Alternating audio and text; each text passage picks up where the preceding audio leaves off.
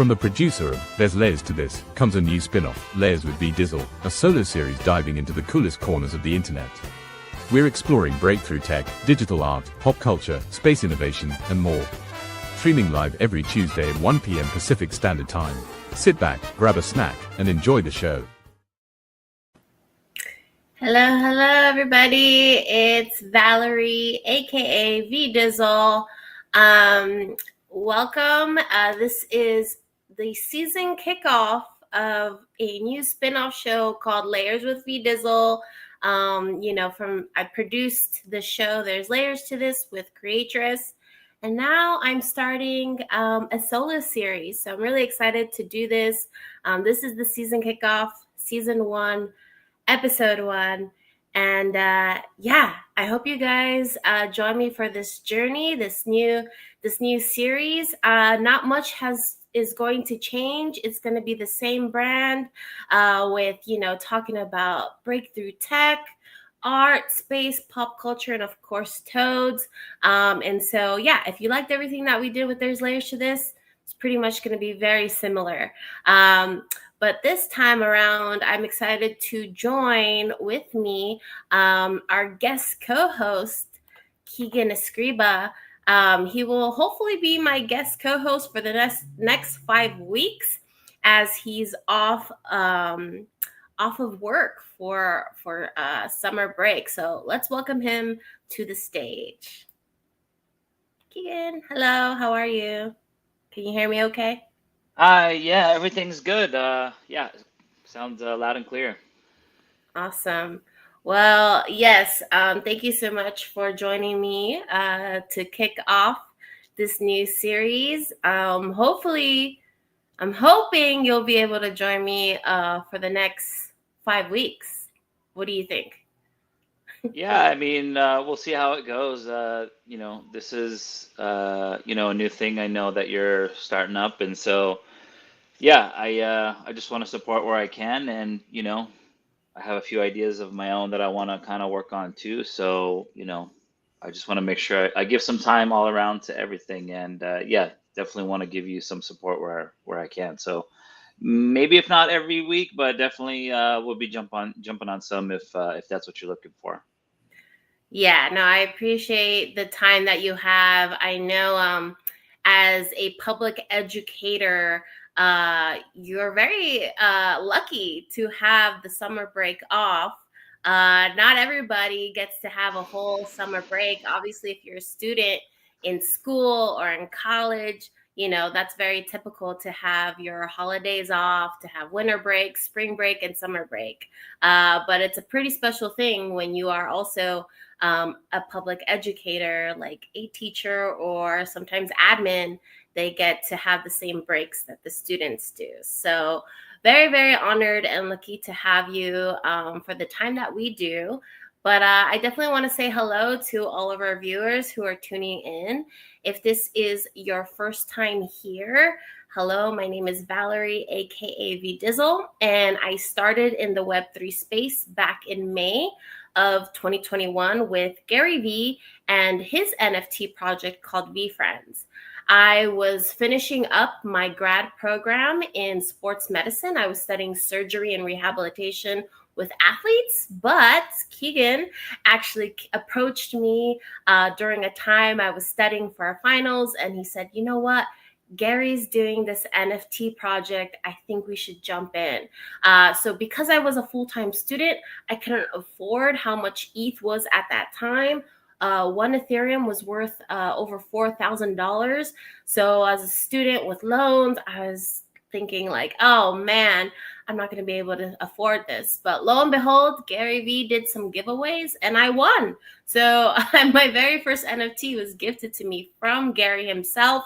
And I had offers on the secondary market of at least $140,000 I could have comfortably sold it for. And that was astounding to me. Unfortunately, I didn't sell because I did not know at the time about cycles. I didn't know that the markets fluctuate. They go up and down. So I didn't sell. I did end up selling a few years later and still made some profit. Obviously, it was given to me for free. So that was really awesome.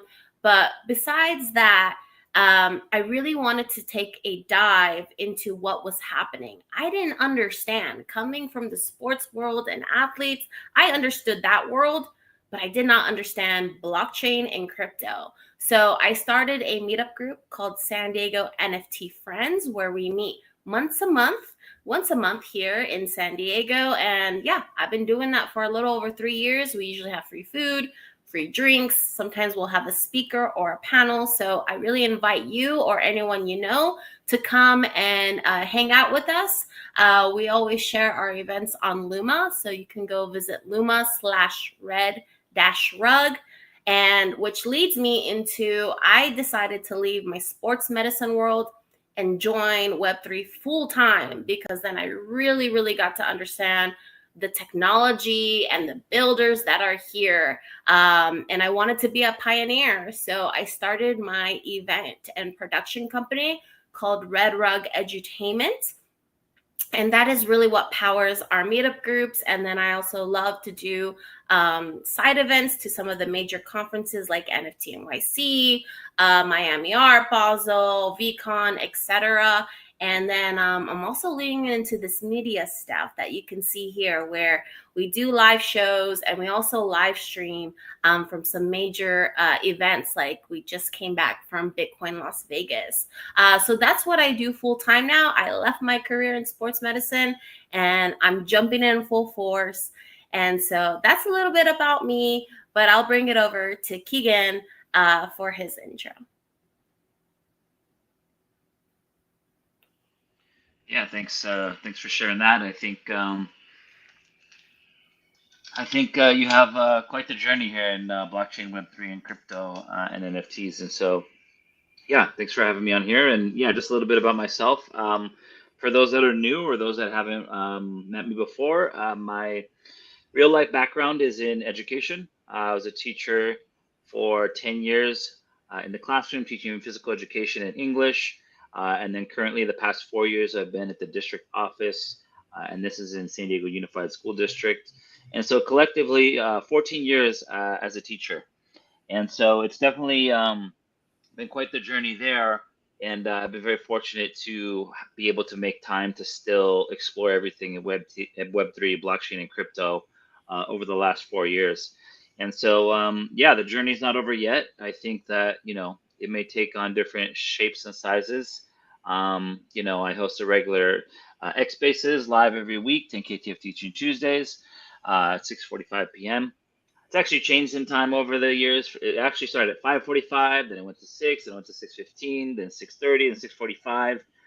So I'll try to keep it within that range. And it's just sometimes tough to balance out the day and, working full time, 40, 50 hours per week. I tried to pick something that I knew I could commit to.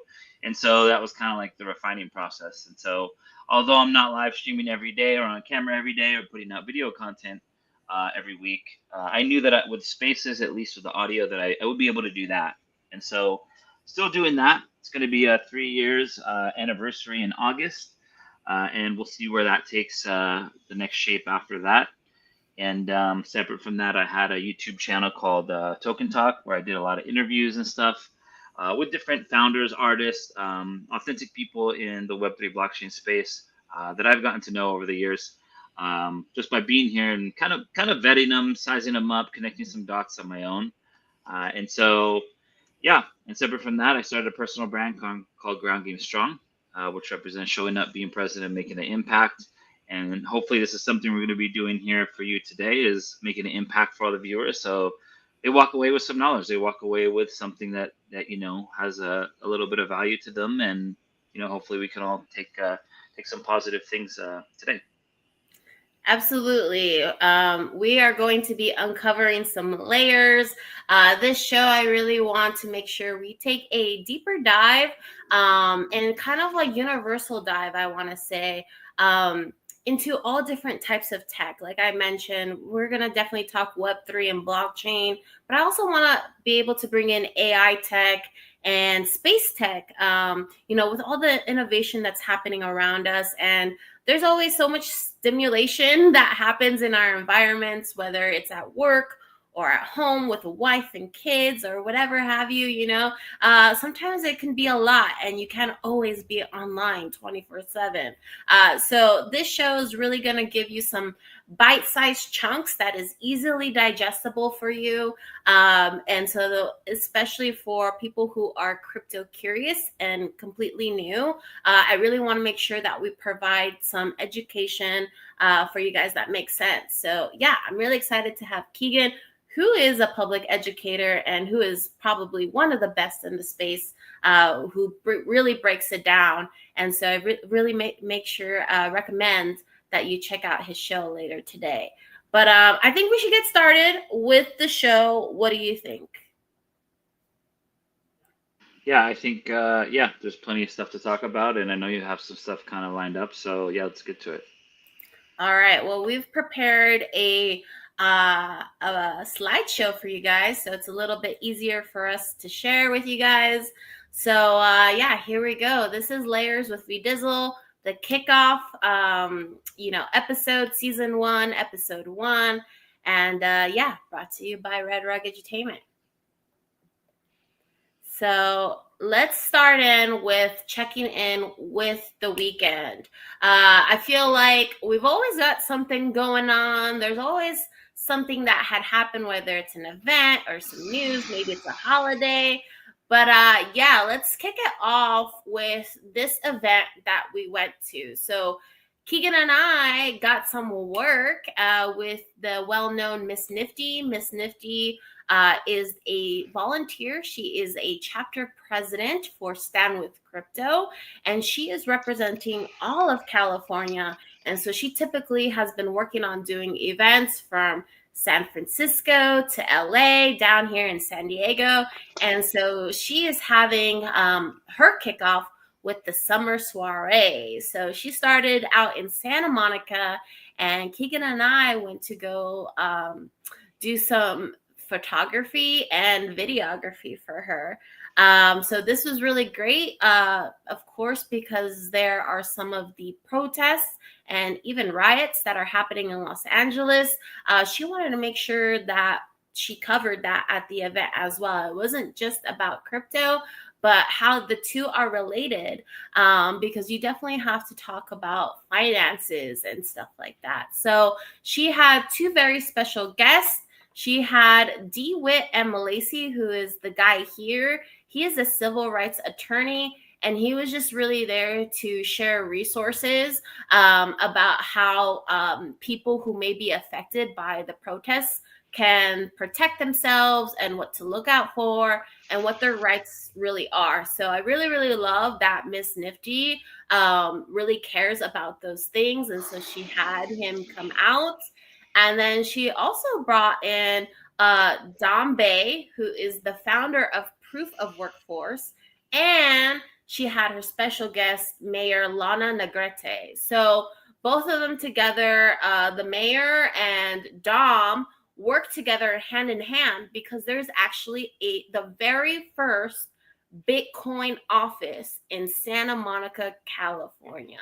And so they held a panel talking about how that all got started and how they started to work together.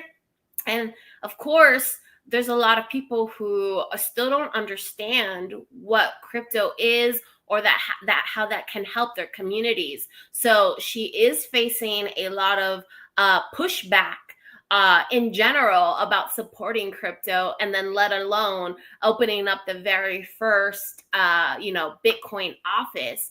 And so she was really there to explain how she wanted to have a hub, really a center where the surrounding community can go and ask questions, which I think, as someone who is a supporter of crypto, holding crypto, like, that is amazing for any politician or someone with leadership in that way, is thinking long term and thinking, let's actually create a physical space. A lot of the stuff is all digital, right? Digital currency. A lot of the information is online, but some people need that like face-to-face contact.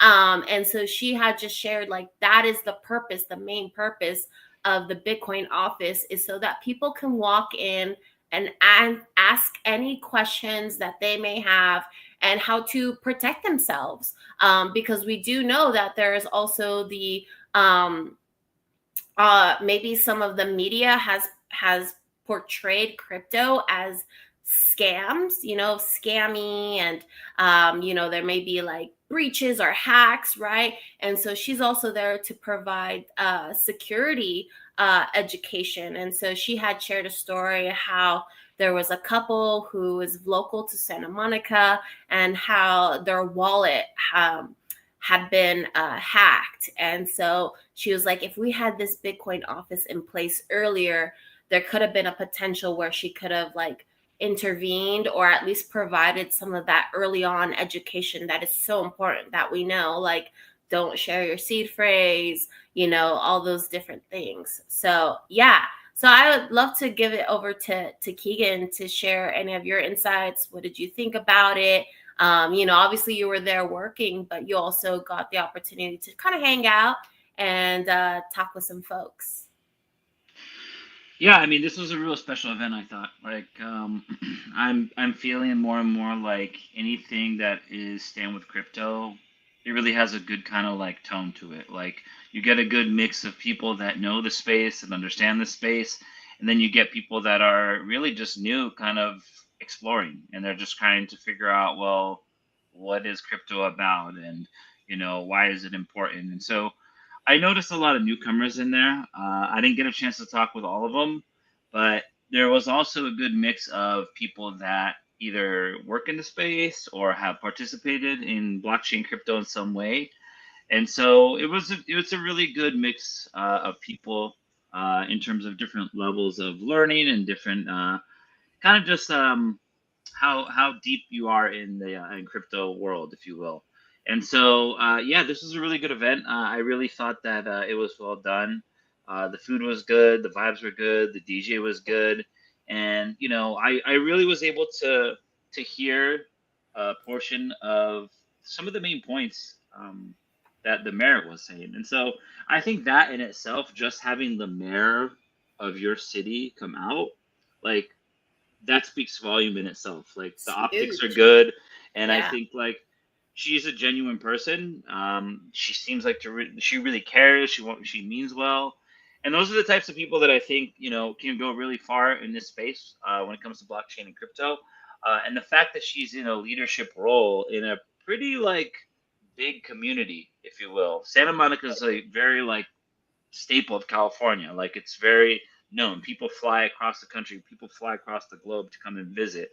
Now, Yeah. mind you, you touched on it a little bit. Like, yeah, there was different protests, there was different things going on in the city and across the nation in general. But that didn't stop the people coming out to get together, have some food, have some music, and some good discussions.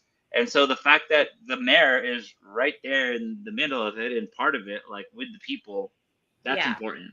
And Yeah. so That didn't stop her either. I couldn't ask for more of a better leadership in a city and from someone who's really participated and actively vocalizing that. And so, yeah, I'd love to see more like this, not only from Stand with Crypto, but from other leadership people in other cities around the United States. Like, I think Yeah. this is exactly what it's going to take to help move the dial and have more normalized things when it comes to crypto adoption and utilization. And so she was just seemed really nice and really authentic, and so I think that's a huge positive for the space and for the city in general. Oh yeah, no, I those are some really really good points you brought up, and I completely agree with you. To have someone of that stature, right, the mayor of Santa Monica, I think when people who want to visit LA, they think of the Hollywood sign. I gotta go visit the Hollywood sign, and I think they think of the Santa Monica Pier, right? So the Santa Monica Pier is a small portion of the city of Santa Monica. There's so many other surrounding cities like Pico, Mar Vista, Virginia Park, and all those surrounding areas. And I know that because I'm actually from Santa Monica, like born and raised in Santa Monica. So it was really cool for me now that I'm based here in San Diego to like travel up and just to be super proud of like, you know, uh, let alone a female, but someone who is pioneering that.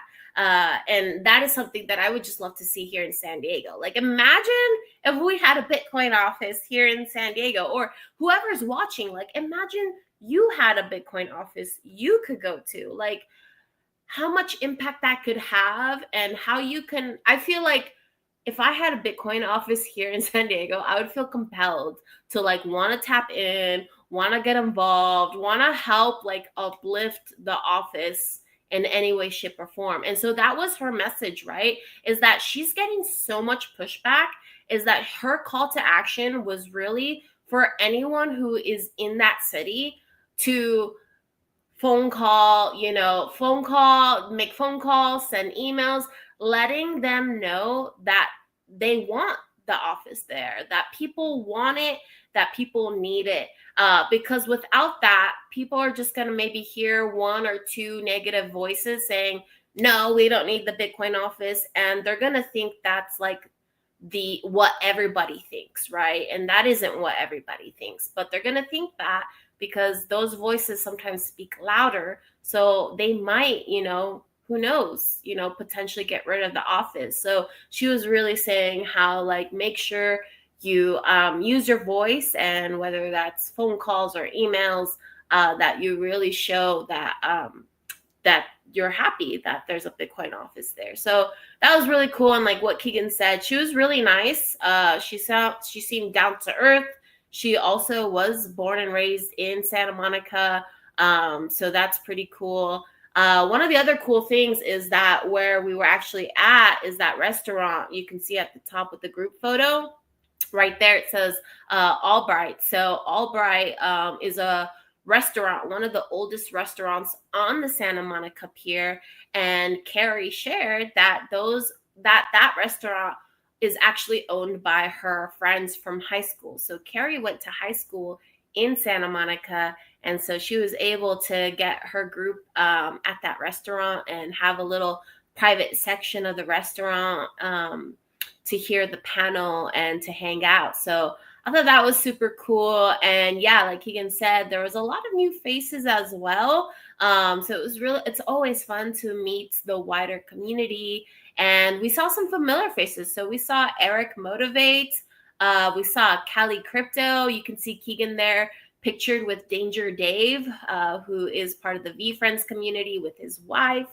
And one of the cool things that Carrie did too was she did some giveaways where she knew that Dave and his wife were there actually on a date. And so she actually gifted them 2 tickets to ride the Ferris wheel. And then she gave some other tickets away for some of the other community members to go ride the roller coaster or to go play some games. So I thought that was just like a really cool added thing that she did for everybody who attended. So, if you get to attend, you never know, you may win some fun things like that. So yeah, shout out to Carrie. Thanks for having us. And yeah, we were gonna be there anyways, whether we were working or not. Like, we just really wanted to go and hear from the mayor what her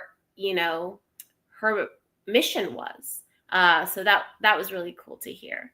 But besides that, it was also Father's Day weekend. And maybe some of you had seen on your timeline on Twitter, people posting up Happy Father's Day, Elon. And Elon with all the children that he may have, right? I'm sure this is AI generated. Those are not the real faces of his children. I would actually know because I actually taught Elon's 2 kids, his twins, how to swim. So I do know some of his kids and they're not in there. But yeah, I don't know. Keegan, I would love to know, how was your Father's Day weekend? You also got to spend some time with your family. So how was that for you? Yeah, I just wanted to add one more thing to the meetup before I go into the Father's Day thing.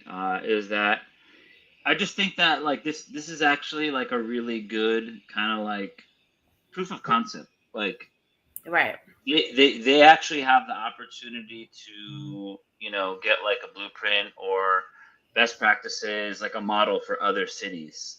And so again, I just think that like you don't always have the opportunity to meet with the mayor in person, like get that close to different individuals like that.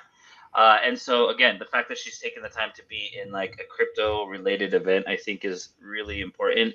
And I think, yeah, I just think like having a center like that, I hope they get the support that they need so that it continues to operate. I don't know all the stuff they have planned with it because I haven't had a full deep pulse, but that's just such a great tool. Like, and I wouldn't be surprised, like, as Bitcoin is continuing to be much more normalized and, everything with strategic reserve and everything with stable coins, like, this is exactly what's going to be needed, right? Just like there's different offices for different like avenues in government and different policies and stuff. Like something like this for Bitcoin, I think is important, and it's just a great avenue for people to go and ask questions, to explore, participate, and get hands-on experience, so that they can actually figure out, well, what is this and what does it mean and how do I use it? And if there's no place to do that, then yeah, you kind of like end up struggling and going and making the bad decisions or going through the process, and sometimes it's not so pleasant.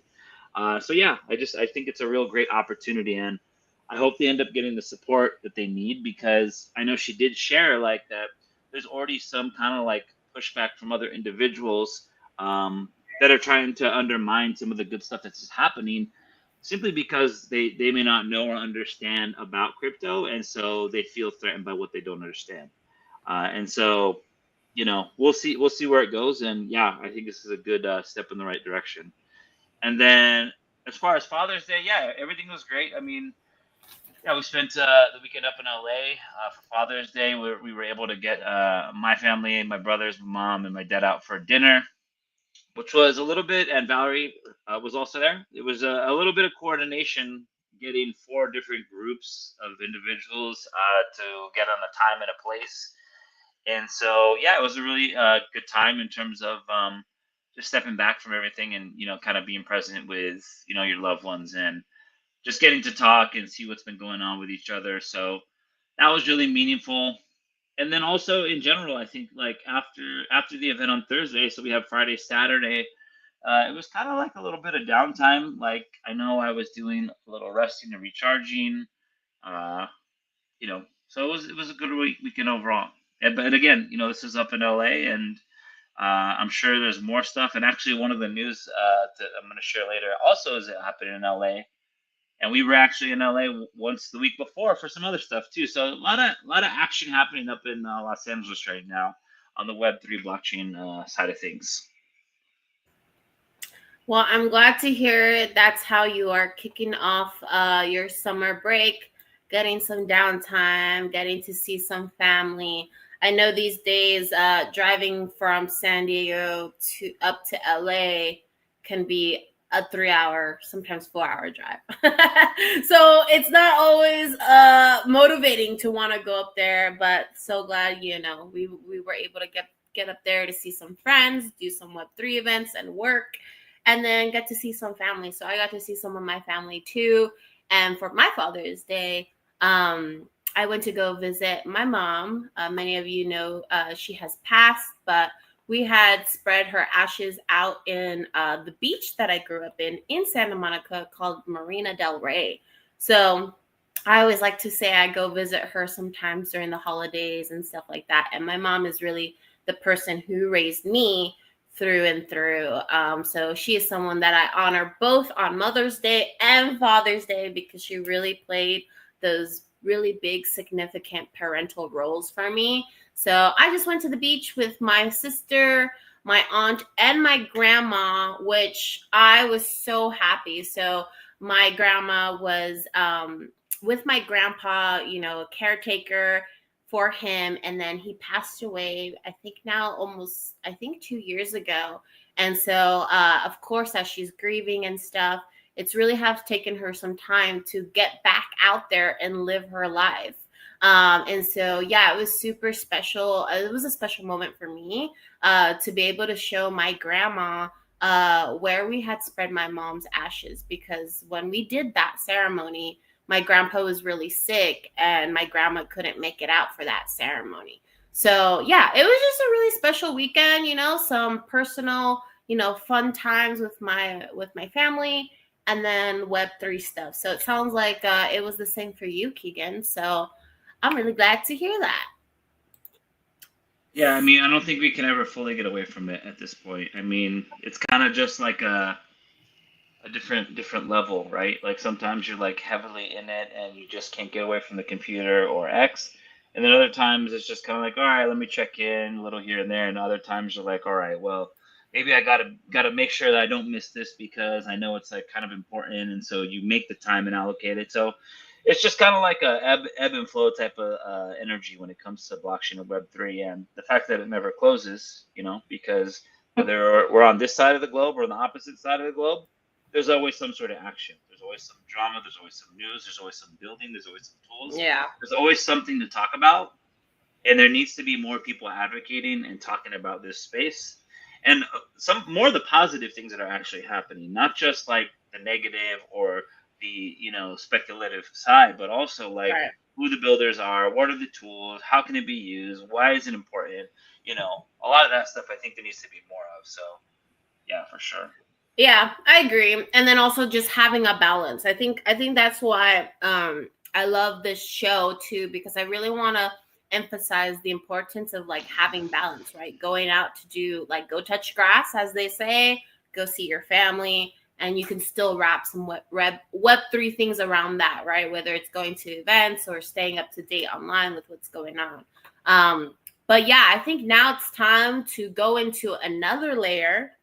And this layer, I'm going to be calling the crypto policy layer.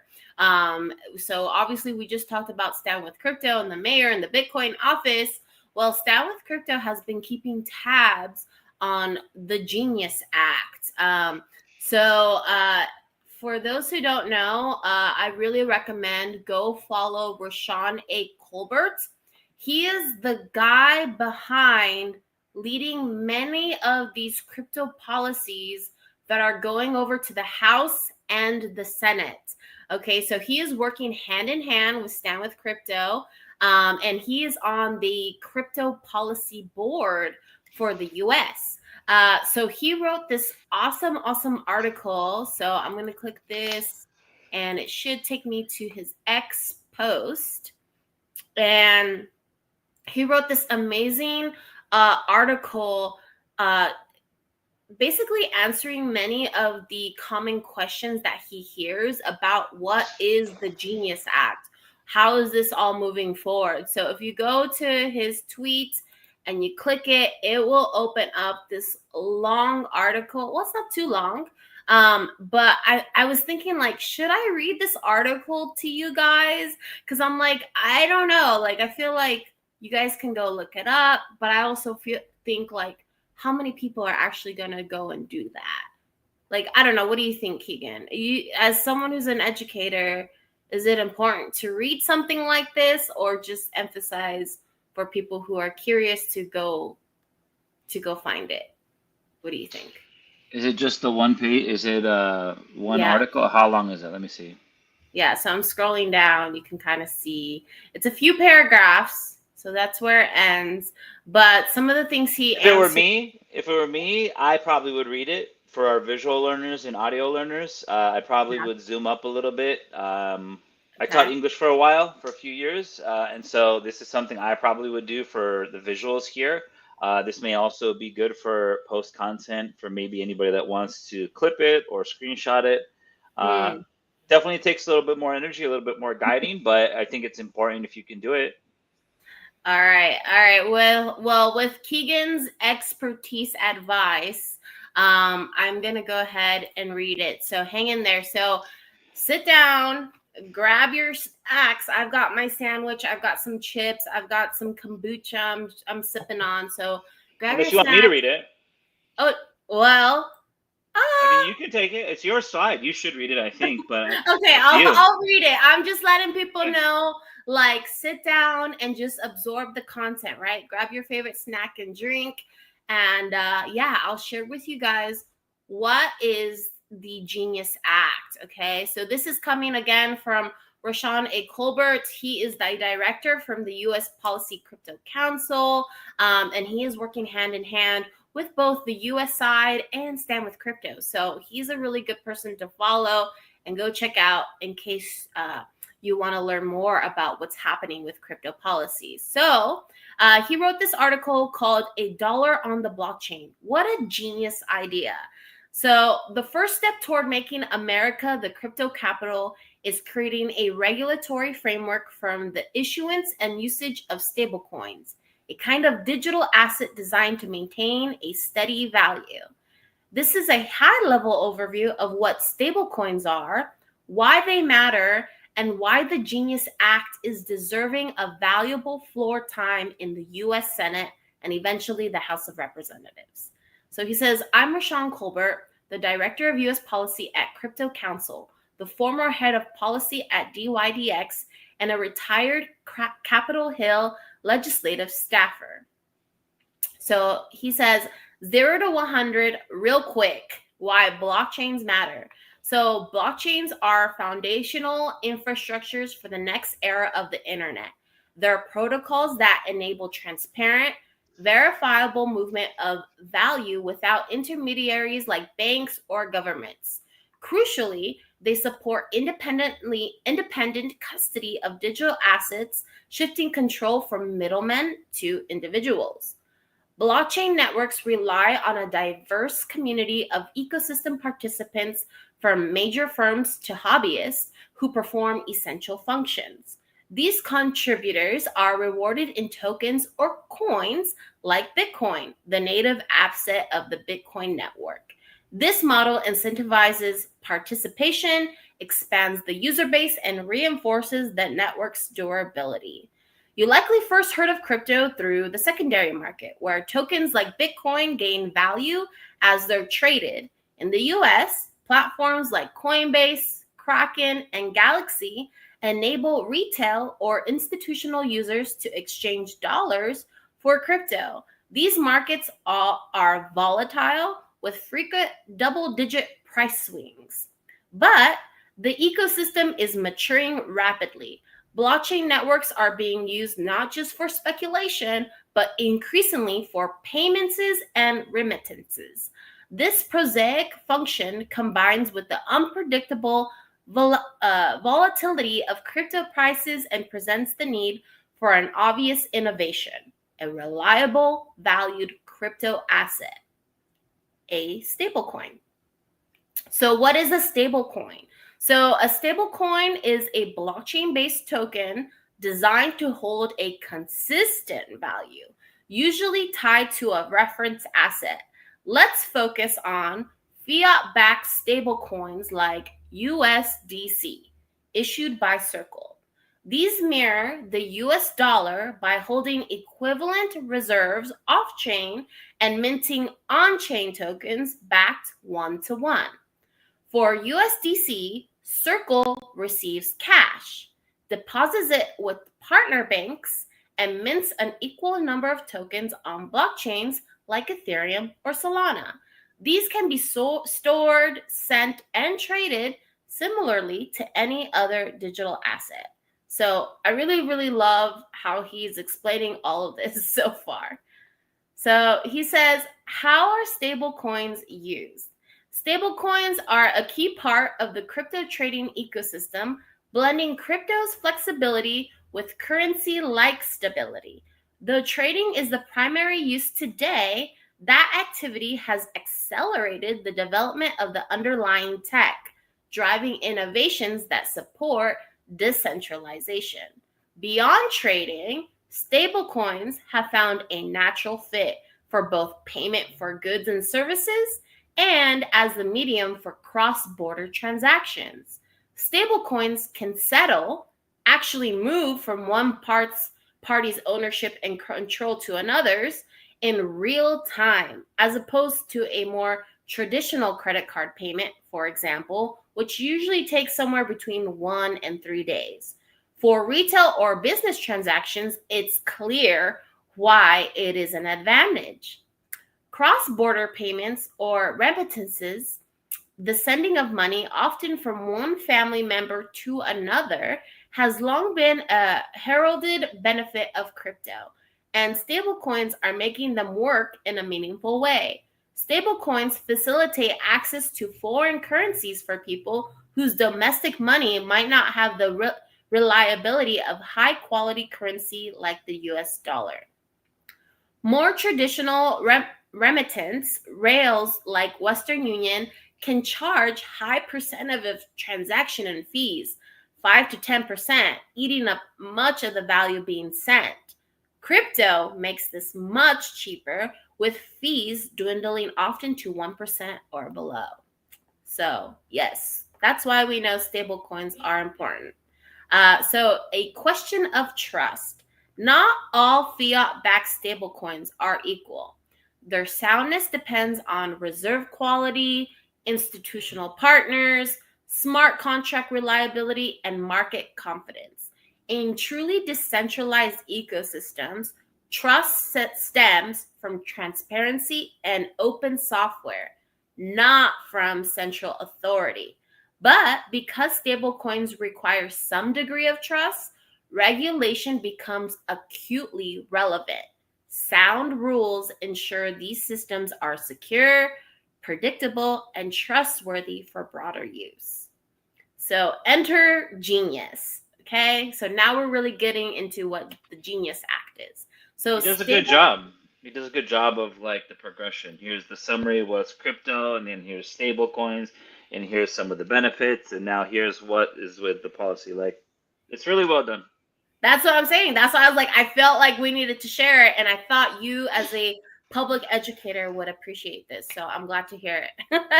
Yeah, I think this is valuable. People need to hear it and to see it, and it may reference back to this. Like, I think this is again something that's not talked about enough.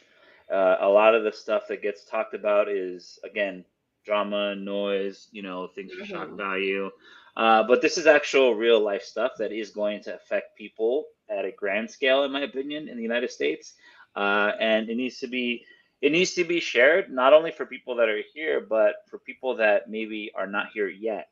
Like, Yeah. it just talked about how you're gonna have different groups. Like, it talked about Western Union, so they have 5 to 10% take that they're getting a cut of for transactions. So you don't think that they have vested interest in this? They're the stakeholders that are going to get hit by this. If once this Yeah. goes through, which it is now, and once it gets full swing, their business is going to take a hit. They're going to lose money. Like, it's just that simple. So I wouldn't be surprised if like a year from now we look back and you see these groups that have vested interest in this kind of avenue that start to try and like basically do like marketing tactics to attack crypto. I think that will probably come down the line once this is in full force. Just like people were very like hesitant to adopt the internet when it first came out, there was a lot of FUD, there was a lot of like, yeah, this, we don't know what Right. this is, just like negative tone. And I Of think that course. I wouldn't be surprised, like that's going to be one of the first phases once it's more around normalized. You'll have the doubters, you'll have the companies that they know what it is, they know damn well what it can do, and they're going to try and stop it and try and like slow it down.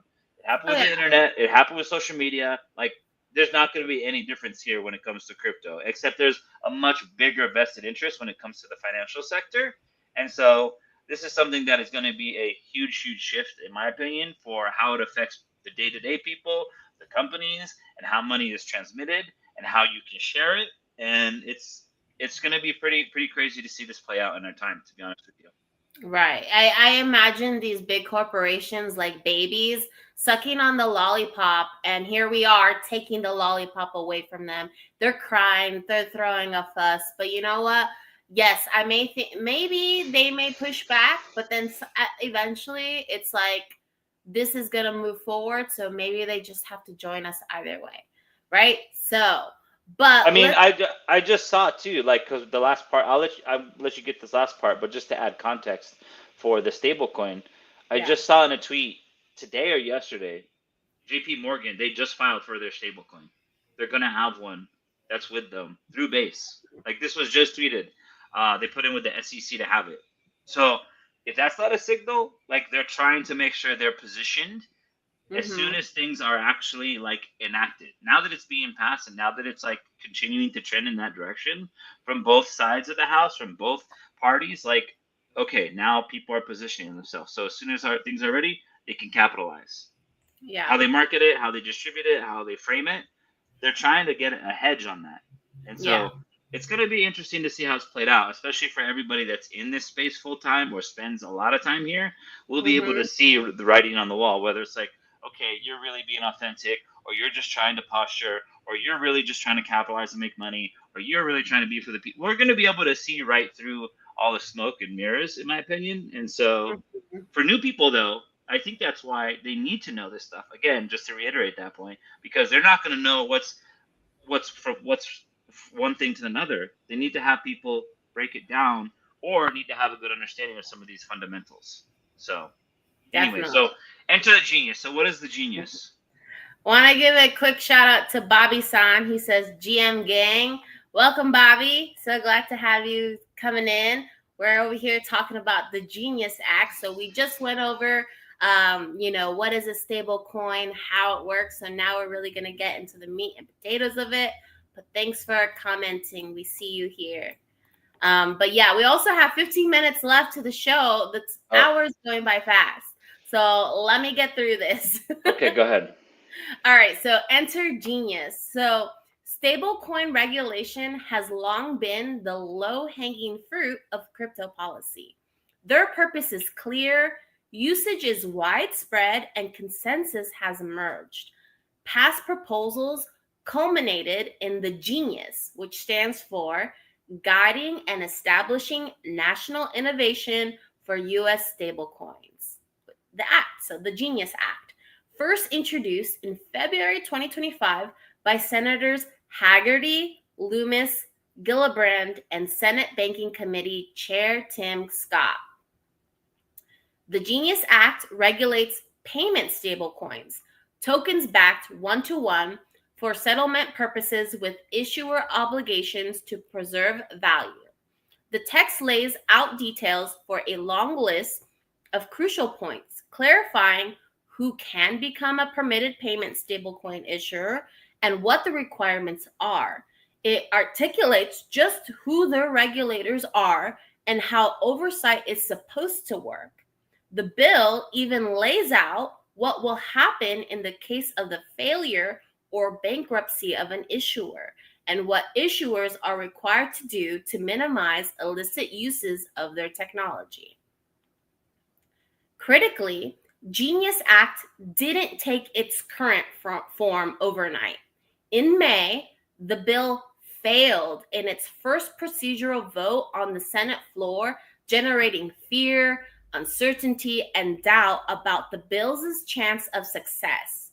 But rather than allowing that to be the end of the conversation, a group of lawmakers led by Senators Mark Warner and Ruben Gallego returned to the negotiating table.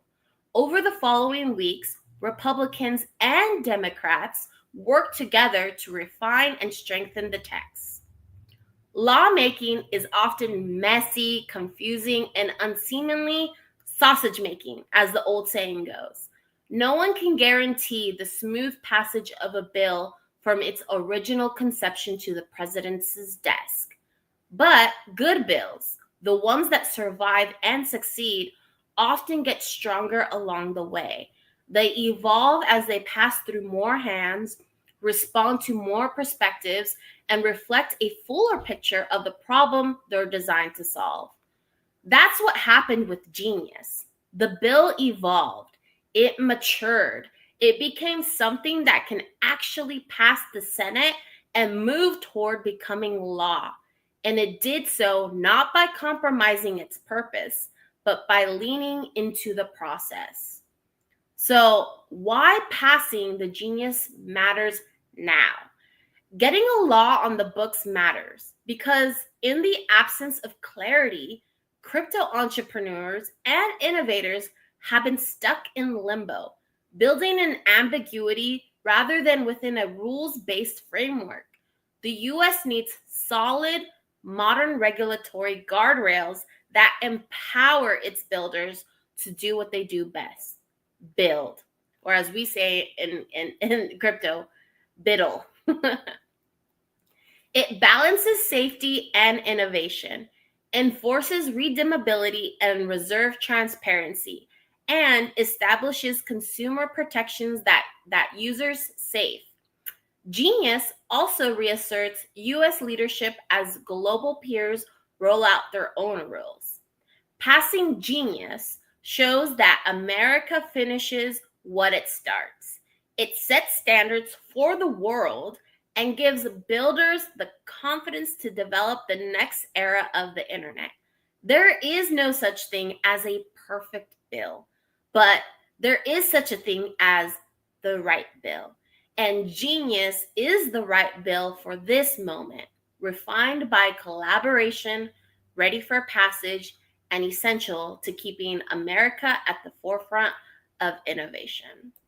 So there you have it, guys. I think this was a wonderful article that really delivered a high level overview from Rashawn A. Colbert. So his handle is at Rashawn. If you want to go follow him, if you want to go share that article, I really, really recommend it. He's been on Spaces with the head of community, Mason, over there at Stand with Crypto. And so, yeah, he's just a really good person to really understand what's happening on the US crypto policy side. And he does an amazing job. So, yeah, I don't know. I'm so glad you actually recommended that I read it, because now I feel like I have just more of a solid understanding, right? Like, you kind of knew it was about stablecoin.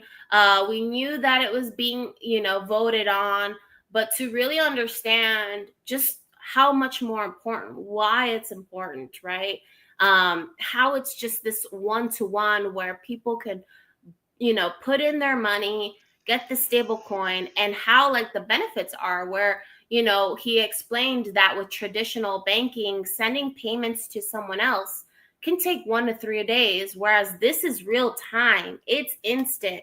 And that is such a huge benefit for retailers and people who provide services to be able to accept crypto, at least at the very minimum, stable coins. Mm-hmm. And so that is just like the precedent of what's going to come for when we get to the conversations about Bitcoin or Ethereum or any of the alternative cryptos.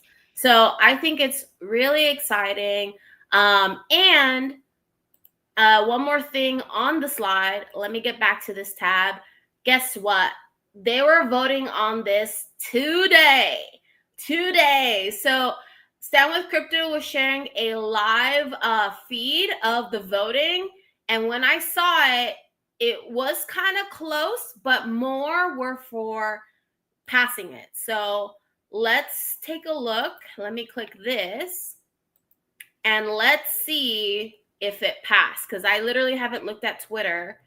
So if I fast forward, we had 66 yay, 29 nay, and I think that's where they ended. It passed, at least with the Senate. So yay, that's really, really good news. So now I think it goes to the House, if I'm not mistaken. So we shall see what happens, and we'll stay on top of it. But yeah, I don't know. Keegan, any more thoughts on that? I mean, I thought this was the final vote. Like, I thought I read something in that, like, now that once it has to get signed, it could be the earliest is 18 months where we could actually see things in play. So I just know there's a lot of phases that goes into anything when it comes to, the political side. And, again, the fact that they're getting the votes, they're getting the support, that's a very big positive. Like, because usually, like, it ends up being close or someone changes their mind and it's a whole nother year or two. And so it's just like, I think everyone realized at this point, it's like, look, if we don't do something now, like, the United States is going to be falling way behind in terms of innovation and everything that goes along with blockchain and everything that's Web3. Like, and the fact that it's just like the level of stable coins, I think that's kind of like a safe ground for people to like, okay, I can get behind something like that because it's easier to understand. It's going to benefit a lot of groups, and I'm sure there's other stakeholders that are going to capitalize on that. And so, I think it's going to be a win-win. And I think like, and it comes to like sending money over, cross border, I think that's a big variable that's not talked about enough as well. Like when people Right. send money back home or to family, like in other Right. countries, like it should be fast like that. But at the same time, you need to also make sure that the other end of things, like your family and people that are you care about in other countries, like that they're well versed. They need to know, well, how do I receive this? How do I spend it? How do I use it? Like I don't Mm-hmm. know how much of that is in place because I can't speak to that. But I just know that that's like something that is going to have to be like a big part of the piece of the puzzle when it comes to this. Like, if you're trying to use stable coins and have it adopted at like a grand scale, then you need to make sure you're covering both ends of it, not just the one end right here at the starting, but all the things in between and on the ending point too. So, yeah, I think it's I think it's a good thing overall for everyone. Yeah, I actually remember when I used to work for a Poapathon, we had a lot of designers who are making logos and making flyers for all of our clients. And one of the huge things that a lot of these international designers wanted to be paid in was stablecoin. They wanted to be paid either in USDC or the DAI token, which is another stable coin that's 1-to-1 for the dollar, the US Mhm. dollar. And so it was huge. It was monumental for them to be paid in a stable coin because oftentimes the US dollar is worth more than whatever their local currency was. So to be able to receive that and not have to worry about like the actual fiat, it's all digital, it's all instant. It was really changing the lives of these international designers who lived in really, really poor countries, who are taking care of their families, who are supporting their villages with different, basic needs for hygiene, for food, for clothing and shelter. That like a few stable coins which for us, like maybe $5 or $20 can actually go a long, long way for them. So it is huge when it comes to, getting this, stable coin regulated for the US because it will send a message and help the rest of the world, which is pretty incredible. So yeah, no, this is awesome. This is exciting. But yeah, I think we should move on to our next segment. So let me bring it up here. But now we're going to talk about the alpha layer. Let's get into the alpha layer. Keegan, I know you were going to share about some alpha, and that had to do with the wrecked drinks. So let me bring it up. All right, here we go. So here is the tweet from wrecked drinks. Do you want me to pull up the thread, or do you just want to talk about it? Yeah, you can pull up the thread if you can, because I think it's as we mentioned earlier, like we were just in LA last week for the Stand with Crypto event. We were just in LA the week prior for a separate kind of meet and greet with some friends and a new kind of a new brand, I would say, and so a new project that has amazing stuff happening. But yeah, this is next week, so I just am really, really impressed with everything that OSF and Rec Guy and the Rec community is doing. Um, and this is just another testament to that. Like it's like week after week. I mean, they've had partnerships with Abstract, they've had partnerships with OpenSea, and they've created a very unique dynamic. And I think this is exactly what the space needs. Like this is exactly the type of thing that projects, in my opinion, will need to integrate and kind of like need to have something special like this where it's more than just here's the art or here's the and that's fine. It's like, hey, if it's like digital collector art, that's fine. But for people that are like wanting something a little different, a little more action, a little bit more like activity, this is something like that where Mhm. you collaborate with major names, Abstract, OpenSea. On top of that, Jupiter platform I also was mentioned, and I'll probably talk about that more in my space later today. But so these collaborations with like notable names in the Web3 space are important because it shows that like the reputation we are aligning with, it has some credibility, and on top of it, you're being rewarded in those points for those platforms when it comes to OpenSea and Abstract. Now, in reference to this is such a really cool, like, I just think like a special moment for them. Um, Full disclosure, I have like maybe $50 in Rect tokens. I wish I had more. I wish I had a Rect guy still. And so what they're doing here is that they have a partnership with 7-Eleven. 7-Eleven is one of the biggest global convenience stores in the world. It says Rect is going mainstream next week. Rect will hit the shelves of the largest convenience store chain in the world at 7-Eleven. Mm-hmm. In celebration of a wider 7-Eleven rollout, Rect will take over several stores in Los Angeles, California. Purchase 4 cans of Rect for $10 at a store takeover to claim $100 of Rect on Abstract Chain. Ooh, okay. That's a really cool activation of giving value. Like, people are not connecting the dots on this.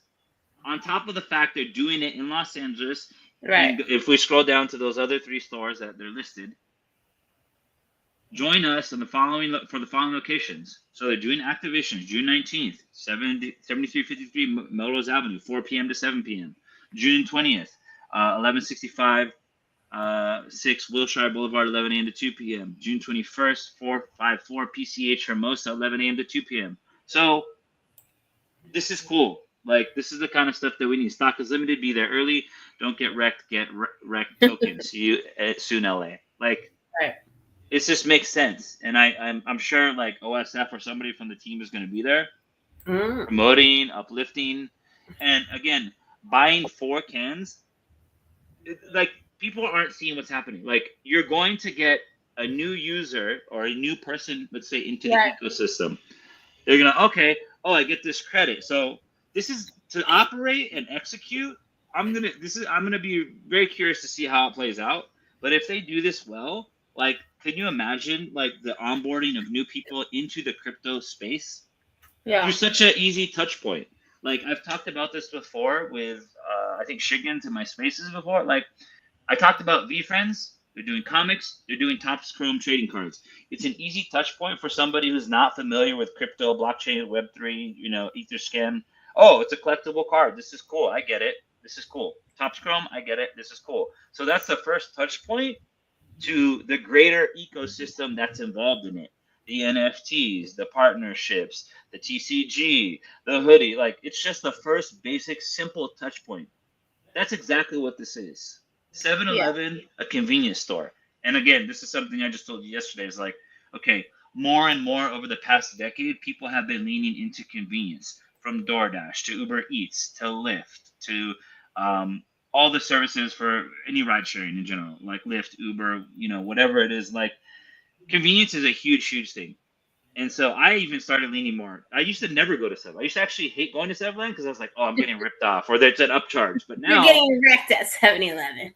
yeah, but now it's like, it's easier because convenience is the value prop. That's the value, is convenience. People value it so much now, they're willing to spend more money and actually get something from it. And so a lot of times it's because of time. And so it makes more sense for me to just stop in 7-Eleven if I was buying an energy drink or whatever it is. I pull in parking lot real quick, go in, grab it, go to the front, pay, and go. Versus if I go to Vaughn's or Ralph's or Stater Brothers, whatever, Albertsons store, got to go park, got to walk over there, got to go down the long aisle, got to go wait in the line. Sometimes they don't have enough registered checkout people because they don't like to hire as many people because it saves money. So then you wait longer. And then it's like, it's just a lot more convenient to go into a convenience store. And as they see the value prop more, it's like, all right, I'll just do it. I'll take the hit on the dollar or 50 cents, whatever it is. And so, again, in terms of them doing this with rec drinks, I think it's really cool because you're going to get people, this is my teacher lens now, asking questions. Okay, well, what is rec? And how do I claim it? Because they're going to hear $100. Oh, cool, I'll do that. Sign up here, scan this, do this, here's a wallet, whatever it may be. And in this case, it's going to be abstract. So guess what? That's more users for abstract. Guess what? That's more awareness for rec drinks and the rec brand. So it's a win-win for this collaboration. And on top of it, it's being facilitated by a non-Web3 crypto brand company, 7-Eleven. they're happy because they're getting more users coming into their store. So that type of like synergy, there needs to be more of that. And unfortunately, I don't think there's a ton of it. I will say I do think that there has been some Pudgy Penguins, V Friends, Bored Apes, but at this scale, in my opinion, it's an easy touch point. It's a broad reach, and people are going to ask questions and become interested. And so, I'm not financial advice, but I think this is a really cool activation for all the people involved. On top of it, I think it's a really cool logo and what it's about. Like, it's just special. I mean, those of us who are in the crypto space and who are familiar with getting in the trenches and trying to make a 2x, 3x, let alone trying to make a 10x on the charts, like trying to catch a meme coin and to get a 10x on that. In this case, this avoids all of that. You don't have to go into the trenches. You don't have to look at meme coins. All you have to do is show up to a 7-Eleven, one of those 3 locations, and buy 4 cans of Rect for $10. You can immediately 10x that because you're going to claim $100 of Rect. So you're going from the physical product to the digital. How cool is that? Automatic 10x. Oh! Bringing out the Rect hat over here. Rect hat. I love it. I think that was mine and I gave it to you, if I'm not mistaken. You're on mute. Well, again, I want to support brands. I want to support companies that are actually doing things the right way. They're doing things the right way. And also, too, don't let me forget, I forgot to mention 10KTF in terms of the layers that they did when it came to like connecting at different levels. Oh, sure. Yeah. But again, the fact that this is 7-Eleven, just like Pudgy Penguins did with Walmart, that's a broad reach. We're talking about 7-Eleven here. It's a broad reach. And so I'm sure it's very calculated, like they say, limited supply. So it's like, all right, they're not going to continue to give out hundreds and hundreds and hundreds and hundreds. Like, they're not going to do that. Many people, you know. It's just like when V Friends did the Topps Chrome drop at all the GameStops.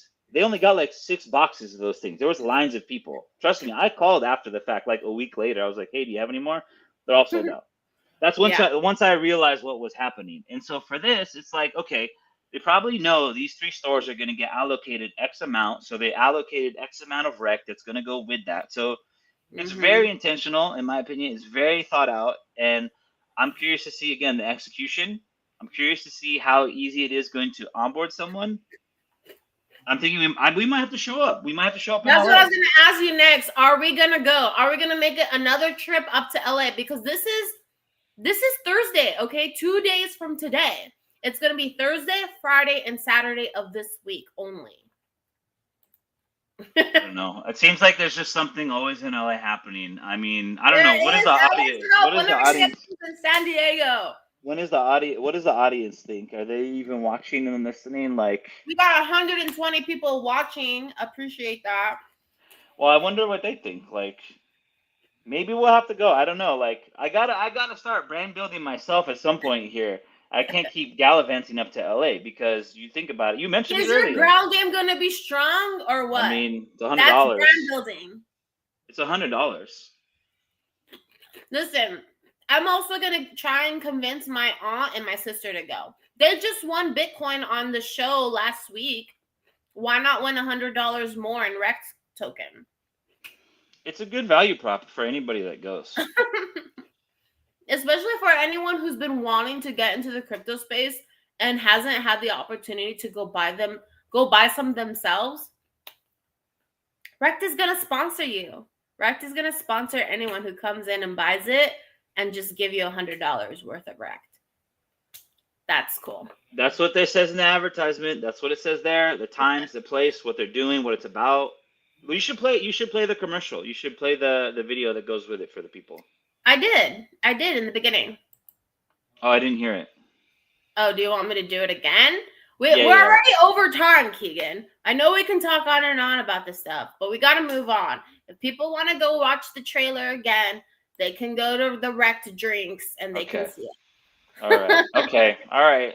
They've had enough. Okay. They had enough of that, Alpha. So you know that now. In other news, I know you actually brought up V Friends, And funny enough, for anyone who knows about the VeeFriends, VeeFriends is an NFT project created by Gary Vee. He created 10,225 different characters in his Series 1.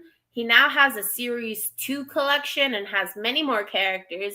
But some of the OGs in those Series 1, there is an NFT called the Gift Goat, right? And if someone had owned the Gift Goat NFT, they were going to be gifted, what was it, 15 different gifts throughout the 3 years or more? It was more gifts, right? I forget I how many. believe it was double digits. It was up there for sure. It was at least 15 at least the first year. It might have been 15 every year. I don't know. But they got a lot of gifts. Remind me, what were some of the gifts that the Gift Goats got from Gary? They got the exclusive Johnny Walker, I think. The Johnny Walker Blue. I think they had like a special collaboration where they got like a special one. They had Beeple art. They had a special, like, I think, gaming chair at one point. They had art from Beeple. Yeah, I mentioned Beeple.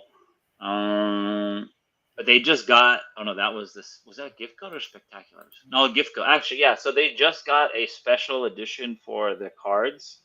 For the Topps Chrome, but it's like a special, like, there's only certain cards appear in that batch, and so it's only for them. They were able to claim it for free, but they were selling for $5,000 on eBay.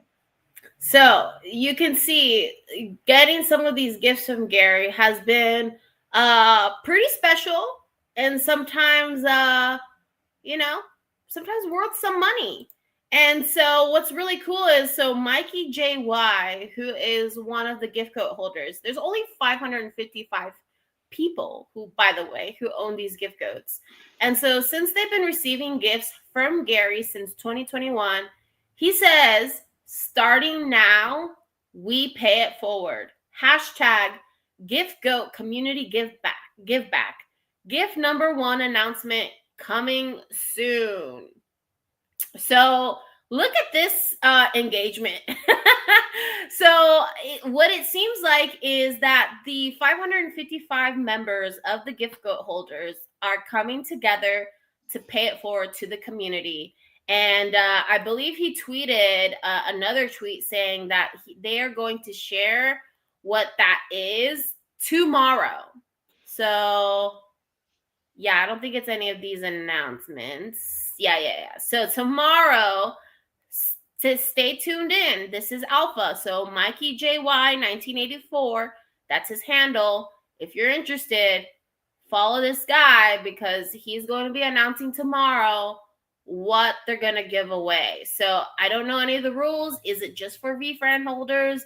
Is it for a certain amount, certain tokens in the collection? Is it for anybody? I don't know. But stay tuned. But that is some alpha for you guys if you're familiar with the VeeFriends ecosystem. So did you know about this, Keegan? Did you see this? I did see it. I didn't actually read into it. I just saw it in passing. I didn't click it and retweet and comment. So I'll probably have to do that now. Go do it. That concludes the alpha layer. And we're going to finish up here now with Beyond the Layers. Okay, Beyond the Layers is a segment that's where we get into space tech, AI, maybe some pop culture. Who knows what we'll have beyond the layers? But here we go. So this segment for today is going to be around space. So Keegan, here is a video. Did you know that Elon and SpaceX launched a Falcon 9 rocket? Did you know that? We missed it. We weren't here. Or we were here, but I think we were at the gym. This was yesterday. Yesterday. My brother texted me, actually. He's like, "Hey, I just saw this rocket take off." We missed it. I think I've missed the last 2 or 3. Mm-hmm. Yeah, it was at 8:20 or 8:15, I think. Yeah, right here it says this is from Mission Beach, which is one of the surrounding beaches here in San Diego. They say SpaceX Falcon 9 rocket launches from Space Force at 8:36 p.m. Seen over Mission Bay. This video was recorded by Sean Bowman. So, yeah, super cool. I'm bummed. I missed it. I love watching the rockets and following whatever SpaceX does out there. They're on a mission. And speaking of missions, there's this girl I follow on Instagram. Many of you who have watched There's Layers to This know I mention her a lot. Her name is astro.alexandra on Instagram if you want to go look her up. But she always shares some really interesting facts about space, sometimes present, sometimes past. She shared about these mice, okay? These mice that went up to space. And I was like, what the heck? Let me dive in deeper. Let me look into the layers of this, okay? So I took a little bit of a deep dive. And guess what? Did you know, Keegan, and everybody who's watching, did you know that there was 5 mice that went up to space and they hold the record for the most orbits around the moon? Did you know that? No, I did not. So get this. So back when Apollo 17 launched, they went on a mission in 1972. Okay, this was from NASA, and this was the last mission. This was actually the last time any humans have landed on the moon. Was back in 1972. Okay, so many people know the last 2 guys who went on the moon, which was Cernan and Schmidt. Okay, those were the 2 astronauts on the moon. But while they were on the moon, there was a 3rd astronaut, but he was the one orbiting. So his mission, while those 2 were on the moon, his mission was to make sure they were okay and, of course, take photos and do other experiments. And so he is the human for holding the longest or the most amount of orbits around the moon. But little known fact is that while he was in orbit, there was also 5 mice at the same time in orbit with him. So there was these 5 mice, okay, and you can see here these type of mice. They're called little pocket mouse or mice, and there was 5 of them, and their names was Fee, Fi, Fo, Fum, and Fusi. That was their names. There was supposed to be a 6th one. There were supposed to be 6. Only 5 made it. I don't know why the 6th one just didn't qualify. But the purpose of these mice being in orbit was to examine what happens to the brains during radiation. So it's kind of sad, but these mice were kept in these tubes that you can see here. So you can kind of see this how there's a canister that goes over the tube. Inside the tube is the mouse. And then there's also areas for food and water. So the mice did have food and water while they were in there, but it's very, very small. And they were up there for, 72, actually, I think it's 6 days and 4 hours. They were in lunar orbit. And all 5 mice came back to Earth, but only 4 survived. And even though 4 survived, scientists had to euthanize them and then do surgery to like examine their brains and see like what occurred, if anything, from radiation. So thought that was really interesting, kind of crazy. I'm sure PETA's not happy about these things, but at the same time, it's important to know about like what happens to humans, that go out in space. And eventually, Elon says we're going to be a multiplanetary human race. So yeah, I think it's important for us to know how we'll react to different ecosystems on different planets or moons, etc.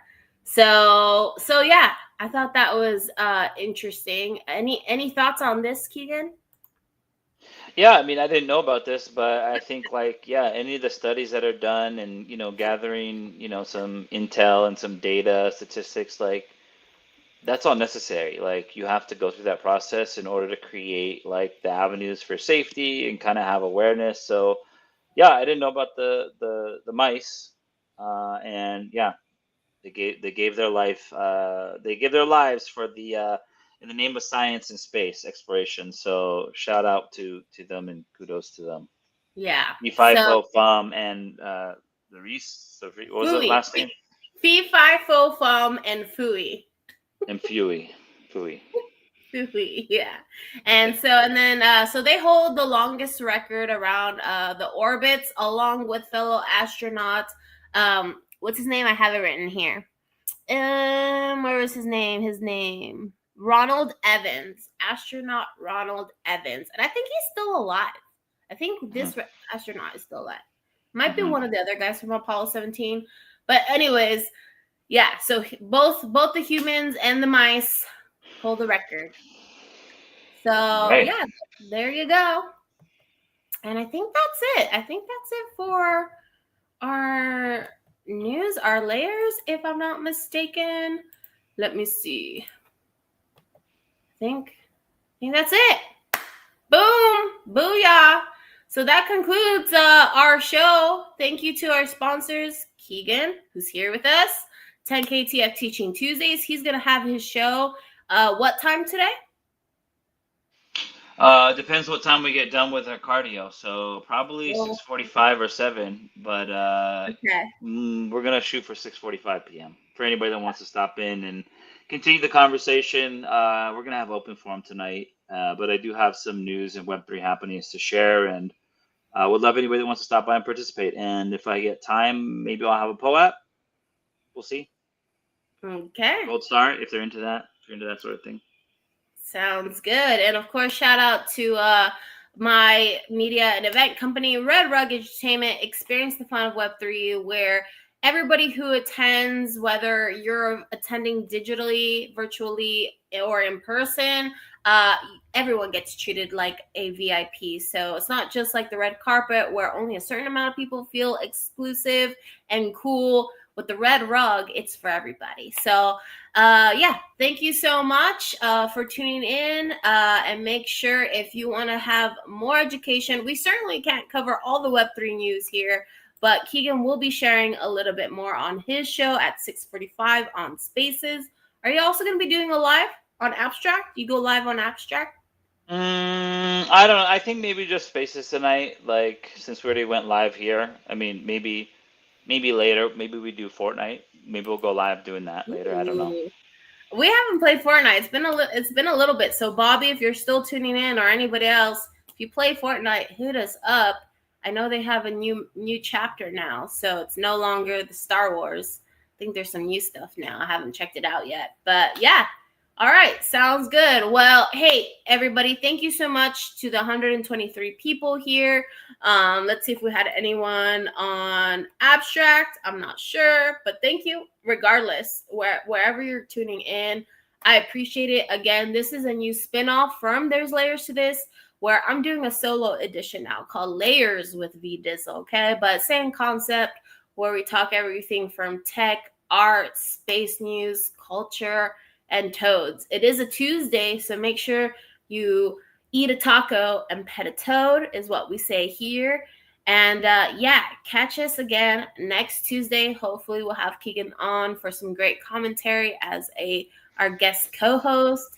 But until then, I will see you guys next Tuesday. I'm experimenting with times. I don't know if I'll be at 1 p.m. or 3 p.m. again. I don't know. I kind of like the 3 p.m. slot, but we'll see. You're still sticking with Tuesdays too, huh? Yeah, you think I should move Tuesdays? You have Tuesdays. You're 10KTF. It's your show. It's whatever works best for you. I mean, I think you have a pretty strong ground game. So, showing up, being present, making an impact, and I think it's whatever works best for you. So we'll see. I mean, I just love the Toads Tuesday, Taco Toads Tuesday.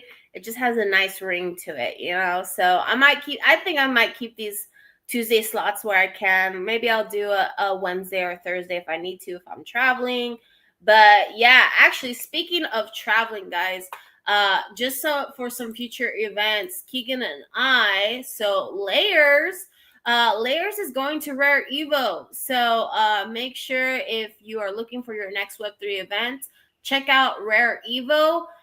There is a discount code if you want to grab your ticket. The discount code is Red Rug. One word, all caps, and you'll get 10% off your ticket. So there you go for anyone who is watching. Some more alpha for you.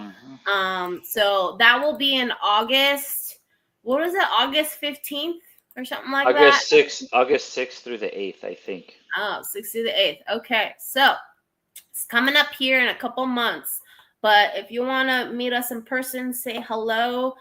We're going to be bringing the show, some media, some live streaming. So, we're going to be looking for guests to interview and stuff. So if you have a project or you just want to come on, share insights, hit us up. But we will be. Yeah, I mean, and if anybody has any opportunities for NFT NYC, would have loved to go out there. I don't know. It seems a little bit of a hike, so I don't know if it's going to happen, but you never know. Sometimes the universe works in weird ways. So if anybody needs any camera, live streaming, any video services, Red Rug Edutainment is the avenue to call. That's VDizzle's company, so make sure you keep that in mind as well. Yes, your company can go here in the ticker, DM us for sponsorship opportunities. We can also customize your sponsorship, talk about, some of the cool customized things we can do for you. But yeah, I think that concludes the show for today. That was the kickoff of season 1, episode 1 of Layers with VDizzle and starring our co-host guest today, Keegan. All right, we'll see you guys. Bye.